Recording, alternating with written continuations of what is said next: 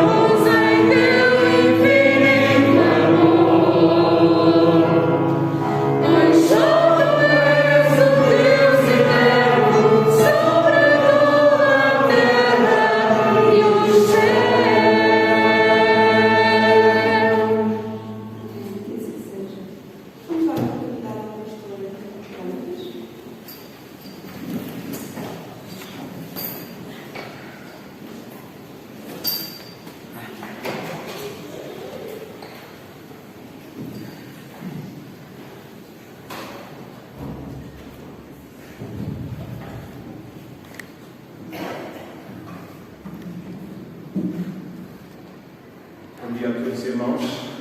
Graças ao Senhor por podermos estar aqui presentes neste dia que, quanto a mim, é de uma enorme alegria. Trago saudações da direção da Congregação Batista Portuguesa aos irmãos, assim como também da Igreja de Pastoreio, a Igreja Batista da Graça, no centro de Lisboa. Dizer aos irmãos também que este Ministério de Apoio a Igrejas existe precisamente para apoiar as nossas comunidades, as nossas igrejas que estão também processo de sucessão, além de outros ministérios.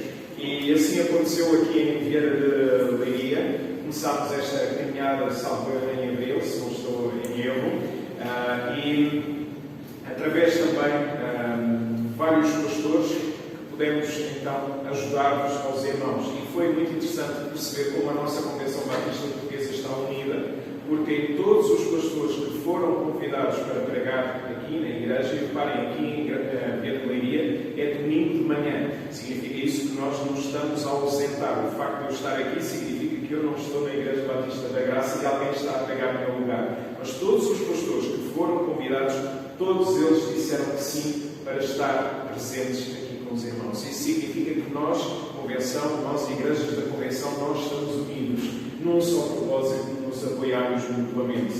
Então, também serviu aqui em Vieira de Leiria para podermos ajudar a desenvolver nova liderança. E os irmãos sabem que o pastor João Ribeiro esteve a fazer então um estágio, que foi ele o elo de ligação entre a direção da Convenção e a Igreja Batista de Vieira de Leiria. Com isto, nós estávamos a apoiar os irmãos através do apoio da direção, desenvolver nova liderança e ajudando então os irmãos, e ao mesmo tempo estávamos a ensinar. O pastor João Paulo enviou esta manhã uma mensagem para dar um abraço aos irmãos, porque nós também precisamos desenvolver liderança da igreja local. Fizemos uma estatística recentemente na nossa convenção que nos diz que 46% dos pastores portugueses batistas nas nossas igrejas, 46% deles têm mais de 60 anos.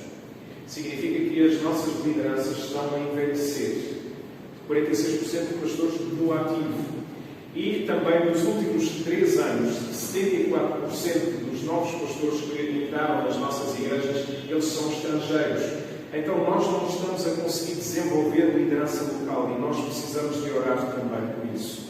Então, hoje também para mim é um momento muito feliz, porque é a oportunidade do pastor Marcos poder então assumir esta igreja de forma interina. O pastor Marcos é alguém muito importante na minha vida e da minha mulher. Foi ele que deu o aconselhamento pré-nupcial para mim e para a minha esposa. Por isso, se algum dia o meu casamento tiver problemas, não é culpa minha nem da Filipe, é do pastor Marcos Amazonas. Ele é que é o grande culpado e ele além de ser uma das pessoas que eu considero também um dos meus pastores, é um amigo da palavra, e Deus também agora trouxe a enorme bênção de poder ser pastor do filho dele, o Mateus, que eu acredito que também futuramente vai ser um dos pastores da Igreja Batista da Graça, que brevemente também irá casar. Então orem também pelo Mateus e pela Luísa, que Deus também nos possa ajudar. Então, reparem, o pastor Marcos deu-me a mim um aconselhamento e na próxima semana, se Deus quiser, eu vou começar o aconselhamento com o filho. Então, isto significa reprodução, significa discipulado. Quero também então agradecer a todos os irmãos por todo o apoio que nos deram na nossa convenção. Sentimos-nos nesta igreja sempre muito amados, percebemos muito que os irmãos sempre tiveram muita gratidão para connosco e estamos gratos por isso. E Glaucia, obrigado. Todos tiveram a sua importância, mas Glaucia, obrigado porque nos aturaste, nos ajudaste em tudo e estamos muito agradecidos mesmo pela tua vida, e quero dizer isso publicamente, por sempre com ela de ligação, como Maria, sempre acontecesse assim, não quero que passasse. Deus te abençoe. Então, pedido também aos irmãos desculpa por alguma coisa, nós estamos a começar esta caminhada, estamos a aprender e os irmãos também nos estão a ajudar. Por isso, também convoco os irmãos, não estava ali nos anúncios, mas no dia 20 de novembro nós vamos ter a celebração do nosso centenário do acampamento batista. Nós vamos montar uma tenda aproximadamente para 500 pessoas, vai ser um dia em grande onde todos os batistas vão estar unidos numa só voz a declarar que o único Deus é o nosso bom Deus. Então, não se esqueçam, dia 20 de novembro nós vamos dar mais informações de estarem presentes no acampamento batista. Vai ser um tempo de grande união. Eu quero então chamar à frente o pastor Marcos Amazonas, quero orar pela sua vida, agradecer também por ter aceitado este desafio de estudar interinamente a Igreja Batista de Vieira de Leiria. Os irmãos sabem também do ministério dele, eu vejo as vossas publicações no grupo. e continuem também a orar e, acima de tudo, a apoiá-lo. Nós, pastores, precisamos de ser apoiados, precisamos de sentir as orações do povo, da Igreja também por nós. Vamos ficar então de pé.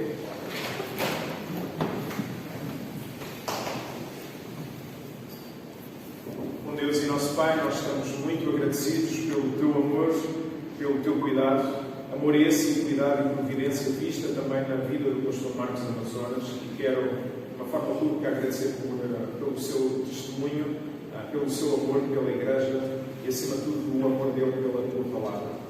Que Tu possas abençoar o tempo em que ele estará nesta Igreja, que possas continuar a dar sabedoria para ele fazer o bom trabalho como até aqui tem feito, que ele continue a amar-te acima de todas as coisas, como até hoje também tem feito. Abençoa também a Igreja de Vieira de Leiria, para que ele possa amar o seu pastor, possa cuidar, possa orar por ele, cuidar dele e da sua família, para que em tudo nós possamos crescer juntos, unidos ao Teu Filho, Jesus.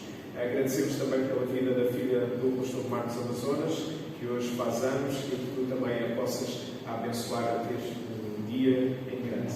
É no nome de Jesus que nós oramos. Amém.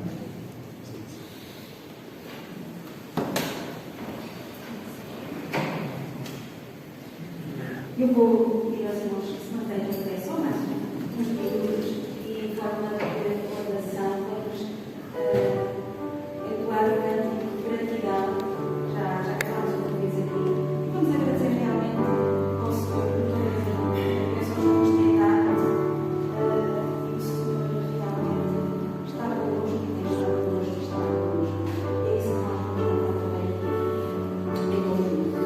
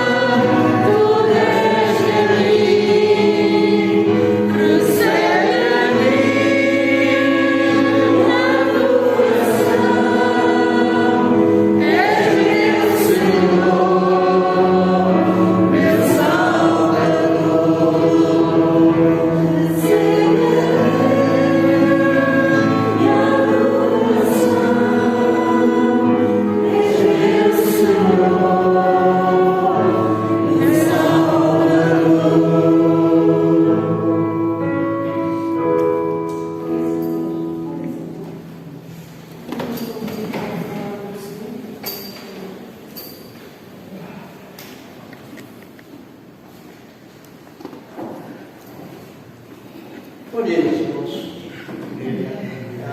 Hoje eu trouxe comigo o segundo homem mais bonito do mundo. O primeiro é o pai dele.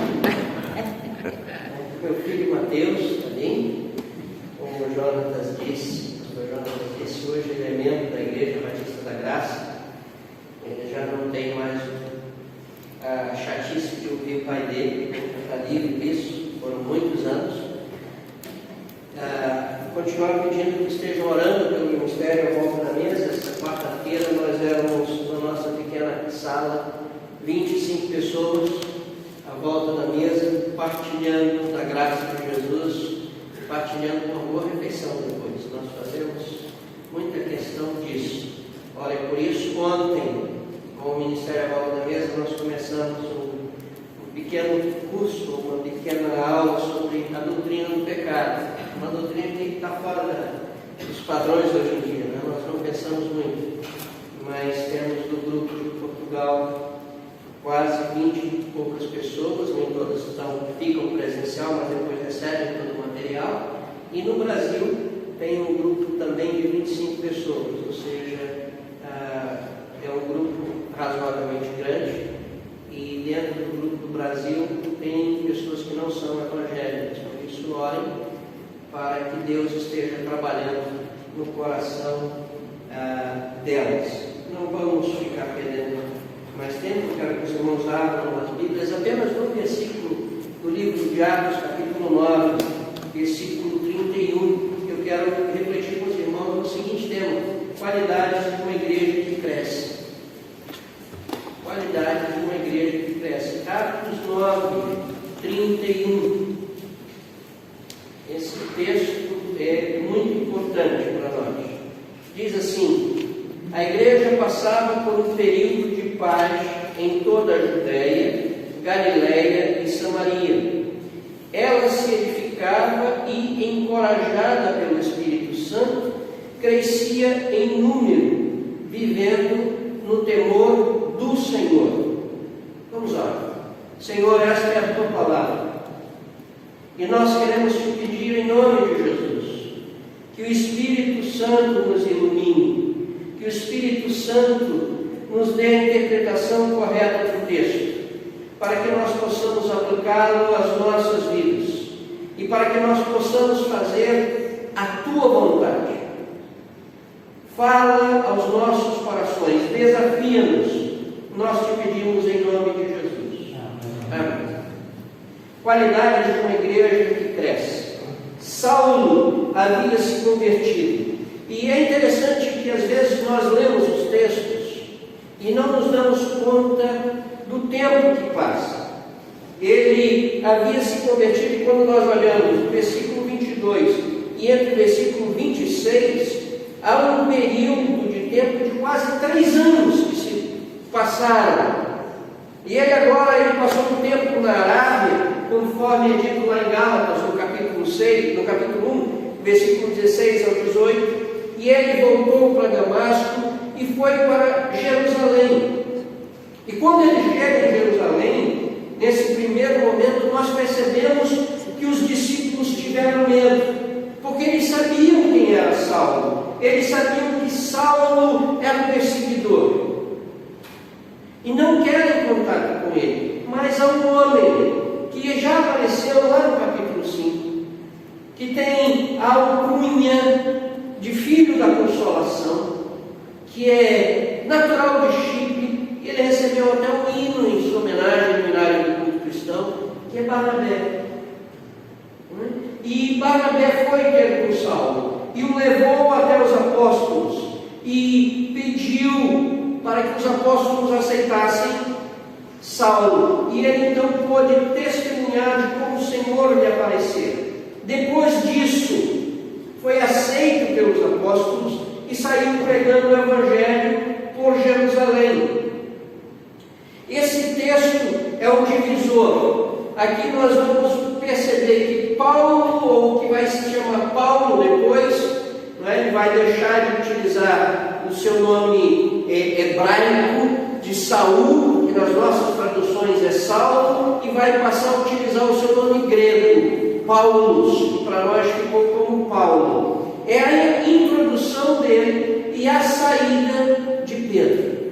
Nós vamos ver Pedro no capítulo 10 e a partir do capítulo 11, basicamente, em seguida, tudo tem a ver com Paulo, o ministério de Paulo. Então, esse versículo é o divisor do livro, das águas. Ele serve para nos introduzir o ministério de Saulo, a saída de Pedro. Nós percebemos que a perseguição havia abrandado, mas também vemos que as dificuldades ainda se faziam presentes, mas a igreja crescia. A igreja estava em pleno desenvolvimento. E a pergunta que se coloca e fica para nós hoje: quais são as qualidades de uma igreja que cresce? Para que nós possamos olhar para a vila de Vieira de Leiria. Vocês sabiam que a vila de Vieira de Leiria representa a Convenção Batista Portuguesa na totalidade? São 5.000 e poucos habitantes. É a Convenção Batista Portuguesa. Então, como nós olharmos para esses 5.000 habitantes e dizer: a igreja precisa crescer nessa vila, a igreja precisa crescer em Portugal, mas quais são as qualidades da igreja para que ela possa promover crescimento? A primeira coisa que o texto diz é que a igreja que cresce desfruta de paz. Veja o texto. A igreja passava por um período de paz. Uma outra tradução diz assim: e havia paz entre a igreja em toda a Judéia, Galiléia e Samaria. E é interessante notarmos que ele não utiliza igrejas, ele diz igreja. A igreja que estava situada na Judéia, na Galiléia e na Samaria, não são as igrejas, mas é a igreja, desfrutava de paz. A coletividade, ela estava unida. Então, para que nós possamos crescer como igreja, nós não podemos estar brigados com os nossos irmãos. Nós não podemos estar de costas voltadas aos irmãos das outras comunidades. A questão é o que significa ter paz. O que é paz? A primeira ideia de paz é que a igreja está unida. Há unidade na igreja. Unidade de propósito, unidade de sentido, unidade em Cristo. Um outro sentido, uma outra realidade é que a igreja desfruta de harmonia porque estava reconciliada com Deus. E quem está reconciliado com Deus está reconciliado com seu irmão. É muito interessante nós lermos Romanos, capítulo 5, diz: tendo sido justificados pela fé, temos paz com Deus, por nosso Senhor Jesus Cristo. A paz através de Cristo, essa reconciliação que nos leva a nos reconciliar com os nossos irmãos. Olha que coisa maravilhosa. Paz com Deus, na vertical. Paz uns com os outros. Na cruz nós nos encontramos. Na cruz nós somos pacificados. Na cruz nós somos reconciliados uns com os outros. Paz significa que a igreja ela está inteira, não está dividida, não há divisão. É muito interessante nós pensarmos o termo. Lucas escreve no grego, mas seu fundo, pano de fundo, é o hebraico. Todos nós gostamos muito da expressão shalom, né? Mas nós não pensamos em toda a sua amplitude do seu significado. E eu gosto muito do que diz o rabino Harold Kushner, num dos seus livros, que ele diz que shalom significa inteiro. Mais do que a ausência de dificuldades, ausência de problemas, ele diz: é estar inteiro, não estar dividido. É integridade. não há divisão. E é muito bonito nós percebermos isso quando estamos estudando a carta aos Filipenses. O irmão Mário estava dando a lição. No capítulo 4 ele diz assim: não andeis ansiosos por coisa alguma, ou seja, não fique partido. A ansiedade nos faz ficar partidos. Nós deixamos de ser inteiros, nós perdemos o nosso shalom. Então a igreja que cresce, ela não está dividida, ela está unida no mesmo propósito, na mesma visão. Então, qualidade de uma igreja que cresce: primeira, ela desfruta de paz, paz com Deus, paz entre os irmãos, paz. A segunda qualidade da igreja que cresce, ela é usada ou encorajada pelo Espírito Santo. Veja o versículo: havia paz e ela se edificava e, encorajada pelo Espírito Santo, crescia. Nós batistas às vezes temos muita dificuldade em falar do Espírito Santo, porque achamos que vamos pentecostalizar. Mas a verdade é que nós somos pentecostais. A igreja nascente, ela nasce no Pentecoste. Com a vinda do Espírito Santo é que acontece essa grande realidade. Então a igreja que cresce, ela só pode crescer por causa do agir do Espírito Santo no seu meio, na sua realidade. A igreja que caminha encorajada pelo Espírito Santo de Deus, e ela cresce porque Ele é o consolador e o capacitador da igreja para que ela possa ser edificada. Meus irmãos, aprendamos uma coisa: não são os programas, não são as muitas atividades que promovem o crescimento da igreja. O crescimento da igreja acontece por causa do Espírito Santo de Deus. É Ele que faz a obra.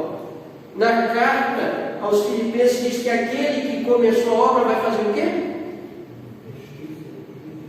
Ele vai levar a termo, ele vai concluir. A obra é dele. É ele que atua capacitando os crentes. Efésios 4, ele diz que ele concedeu dons à igreja. Uns apóstolos, outros profetas, outros pastores e líderes, com um objetivo: para que a igreja seja edificada, para que nós possamos crescer, para que nós não possamos ser meninos que se deixam levar por toda a linha de pensamento. Isso não acontece por causa do agir humano, é por causa do agir de Deus, é por causa do Espírito Santo de Deus atuando na vida da igreja. A conversão é fruto do Espírito Santo. Eu, durante muitos anos, eu queria ver pessoas se convertendo, quero ver pessoas se convertendo. Mas não houve uma época na minha vida que eu preparava o sermão e tudo, e queria convencer as pessoas, até que um dia eu dei conta de que eu tenho que ser apenas o arauto de Deus. Conversão tem a ver com o Espírito Santo. Eu tenho que ser apenas um João Batista, uma voz que clama. A igreja tem que ser a voz que clama. Quem convence do pecado, da justiça e do juízo é o Espírito Santo de Deus. É Ele que trabalha na vida das pessoas. Quando nós olhamos o capítulo 2, diz que o Senhor ia acrescentando a cada dia os que haviam de ser salvos. Não somos nós. Nós somos instrumentos nas mãos de Deus. Nós temos que ter a atitude de dizer: eis aqui o teu servo, eis aqui a tua igreja, usa-nos para a honra e glória do teu nome. A igreja que cresce é uma igreja que se permite edificar e ser usada pelo Espírito E a igreja que cresce, ela cresce tanto para cima, na adoração a Deus, tanto para baixo, no fundamento doutrinário, tanto para os lados, na comunhão, como para fora, em questão de número. Esse que tem que ser o crescimento saudável da igreja, quando ela é instrumento do Espírito Santo de Deus. A terceira realidade, irmãos, e eu vou correr porque senão daqui a 6 minutos ele grita para mim dizendo que acabou o tempo. Terceira realidade, a igreja que cresce é aquela que anda no temor do Senhor. Veja o texto: cresci em número, vivendo no temor do Senhor. Temor do Senhor não significa ter medo de Deus, mas sim é uma igreja que honra o Senhor e que o reverencia. É uma igreja que o adora, sabendo quem Ele é. A igreja tem consciência de quem Deus é e também tem consciência da sua responsabilidade perante Ele. E é o temor do Senhor que faz com que a igreja se santifique, porque Ele é santo. E Ele diz: sede santos, porque eu sou santo.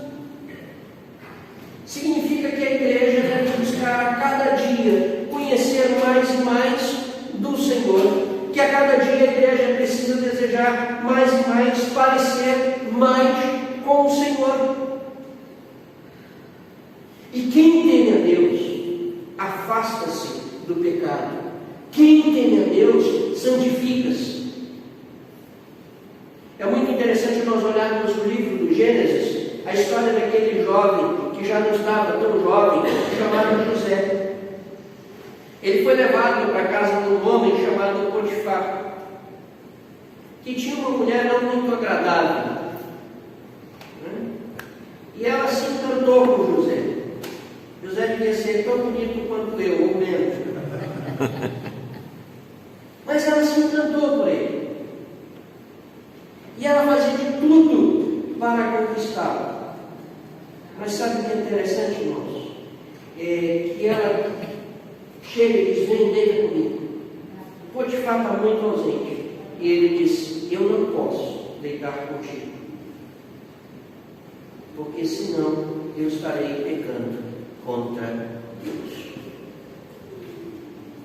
A pureza de José era devido ao sentido de santidade a Deus e o temor que ele tinha de Deus. Ele fica ímpio, ele prefere ir para o calabouço do que pecar contra Deus. Neemias, quando está na reconstrução de Jerusalém, dos muros e tudo, os outros governadores exploravam o povo, cobravam, eram agiotas, cobravam juros e tudo. Ele, no capítulo 5, se os irmãos lerem o capítulo 5 de Neemias, é fabuloso esse capítulo, porque há uma queixa muito grande daquilo que estavam fazendo, mas Neemias chama a atenção do povo, repreende-os. Mas ele diz também, no capítulo 5,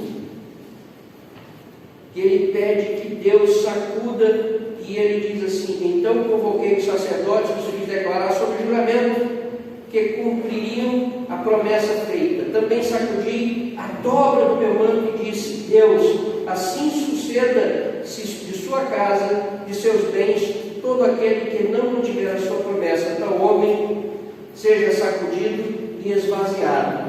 E toda a assembleia disse amém. Mas ele fala que ele não pegou juros em nada por um motivo: temor do Senhor. Quem teme a Deus se mantém puro. Quem teme a Deus se mantém honesto. Quem teme a Deus se transforma num exemplo. E a igreja que cresce é a igreja que teme ao Senhor. É uma igreja santifica, e o santifica na sua vida, onde a sua realidade social manifesta no dia a dia a glória de Deus.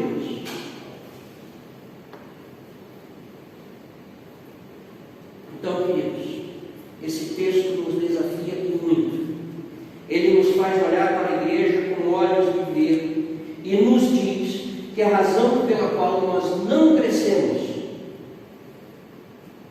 mas também nos aponta que se nós queremos ser uma igreja que cresce, nós precisamos viver em paz uns com os outros. Nós precisamos nos deixar ser guiados pelo Espírito Santo do Senhor. E nós precisamos viver no temor do Senhor. Que seja assim, que se faça assim, para a honra e glória do nosso Deus. Amém? Que Deus nos abençoe.